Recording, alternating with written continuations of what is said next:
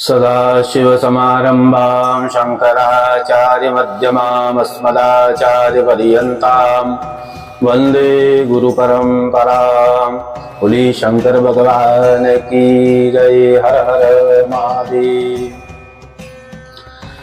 आप सभी भक्तों को श्रावण मास की अनंत शुभकामनाएं, मंगल कामनाएं। भगवान शंकर अति शीघ्र प्रसन्न होने वाले भगवान आशुतोष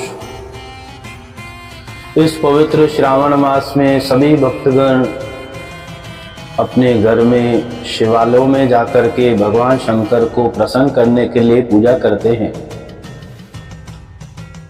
पूरे ब्रह्मांड में मात्र भगवान शंकर ऐसे देवता हैं, ऐसे भगवान हैं अति शीघ्र प्रसन्न होने वाले आशुतोष।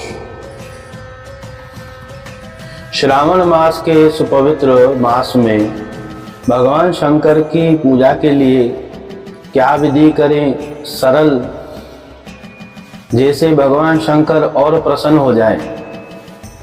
और वीडियो के अंत में एक बहुत महत्वपूर्ण बात आपको जरूर सुननी चाहिए और आपके जीवन में उपयोग वो बात है।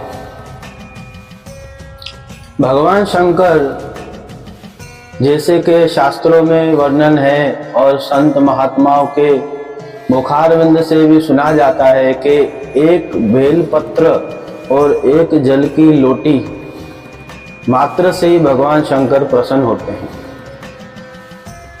परंतु शास्त्रों में कुछ जैसे और भी वचन कहे गए हैं, जैसे भगवान शंकर को दूध चराने से जो बालक हैं, जो विद्यार्थी हैं, वो भगवान शंकर के शिवलिंग पर मीठा दूध चराएं, बहुत ही शीघ्र विद्या प्राप्त होगी। शिव पुराण में लिखा है कि जो मधु युक्त यानी शर्करा युक्त या मधु युक्त यानी मीठा दूध भगवान शंकर को इस पवित्र श्रावण मास में अर्पण करता है तो उनकी बुद्धि बृहस्पति के समान हो जाती है, देव गुरु बृहस्पति। और जिनके शरीर में रोग है, कष्ट है, उनकी निवृत्ति के लिए काले तिल और मध भगवान शंकर को अर्पण करें। और जो बिल्व पत्र है, बहुत लोगों को अभी तक ये भी नहीं पता है मेरे हिसाब से, क्योंकि हम देखते हैं शिवालयों में और पूजा में कि भगवान शंकर को बिल्व पत्र कैसे अर्पण किया जाता है, वो बहुत लोगों को कम पता है। बिल्व पत्र के विषय में जो शास्त्रों का वचन है वो ऐसे है कि 3 मुख वाले बेल पत्र, शास्त्र में ये भी है कि 3 मुख से लेकर के 11 मुखी तलक बिल्व पत्र होते हैं, वो सब अर्पण करने चाहिए। परंतु 3 जो बेलपत्र बताए गए हैं ब्रह्मा विष्णु महेश करके, मूलतो ब्रह्म रूपाय मध्यतो विष्णु रूपे अग्रतः शिव रूपाय, तो 3 बेलपत्र में से 2 बेलपत्र यानी कि 3 वाले न होकर के 2 हो जाए तो वो भगवान शंकर को अर्पण नहीं किया जाता है। और चक्र और त्रिशूल, यानी कि ये बात आपको सुनने में अजीब लगती होगी, क्योंकि हो सकता है आपके कानों में ये बात ना पड़ी हो। जिस बेलव पत्र में चक्र छपा होता है यानी कि कीड़े के सफेद निशान हो जाता है, वो बेल पत्र भगवान शंकर को अर्पण नहीं करना चाहिए। चक्र और जो पीछे बूंद होती है, बिल्व पत्र के पीछे की जो बूंद होती है बड़ी वाली, वो काट करके चराना चाहिए। बूंद के साथ में भगवान शंकर को बिल्व पत्र अर्पण नहीं करना चाहिए। और बिल्व पत्र कैसे हम भगवान शिव जी के ऊपर चराएं, यानी कि बिल्व पत्र उल्टा चराया जाता है भगवान शंकर को।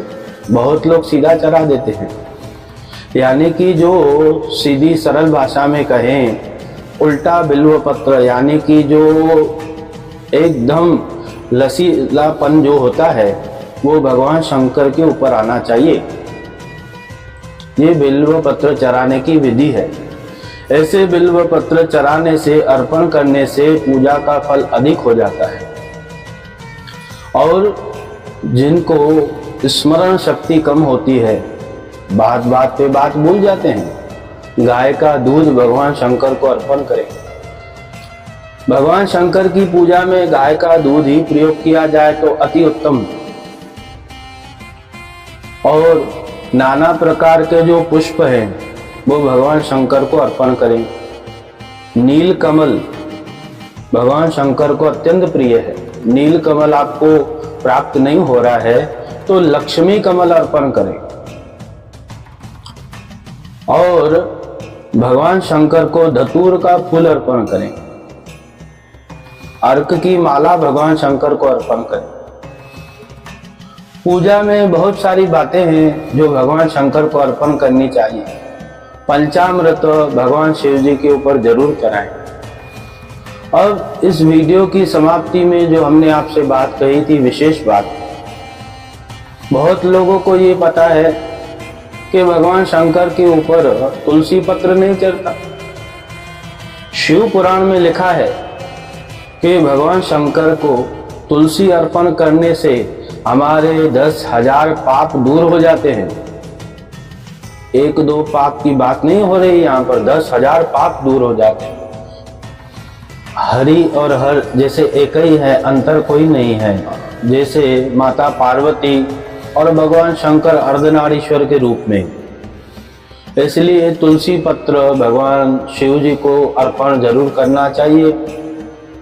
ऐसे कोई शास्त्र में प्रमाण नहीं है कि भगवान शिव जी के ऊपर यानी शिवलिंग के ऊपर तुलसी पत्र अर्पण नहीं करें। शिव पुराण में वर्णन है तुलसी पत्र अर्पण करने का। बोलिए शंकर भगवान की जय। हर हर महादेव।